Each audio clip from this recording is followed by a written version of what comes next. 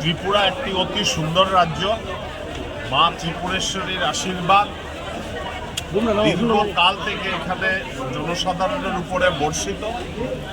আমাদের দল ভারতীয় জনতা পার্টি বিগত ৬-৭ বছর থেকে এখানে সরকারে আছে এবং দল আমাকে দায়িত্ব দিয়েছে যে এই অঞ্চলের সঙ্গে মিলেমিশে এই অঞ্চলের জনসাধারণ দলীয় কার্যকর্তাদের সঙ্গে মিলে কাজ করার জন্য।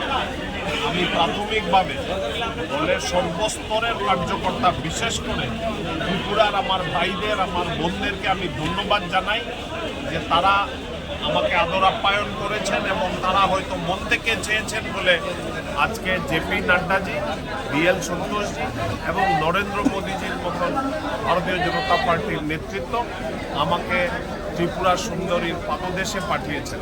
আমি রাজ্যিক সভাপতি রাজীব ভট্টাচার্য, আমাদের মুখ্যমন্ত্রী ডক্টর মানিক শাহ এবং ভারতীয় জনতা পার্টির সব কার্যকর্তাদেরকে ধন্যবাদ জানাই যে আমাকে একটা সুযোগ দিয়েছেন।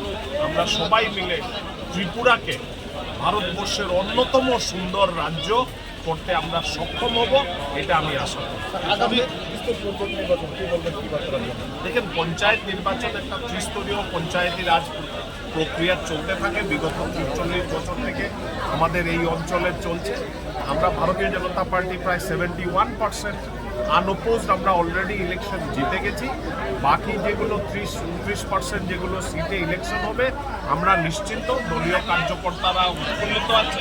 বিগত 3 দিন থেকে আমি অনেকের সঙ্গে অনেক কাছে আছি এবং আমরা নিশ্চিন্ত যে পুরো পঞ্চায়েতি রাজ ব্যবস্থাতে যে ভারতবর্ষের সংবিধান যারা বানিয়েছিল, যে গ্রামীণ উন্নয়ন, গ্রামীণ সড়ক ব্যবস্থা, জল ব্যবস্থা, সব যেগুলো রুরাল এরিয়া আরবান এরিয়ার সঙ্গে সমতলভাবে চলতে পারে, এটার দিকে নজর ভারতীয় জনতা পার্টি রাখছে।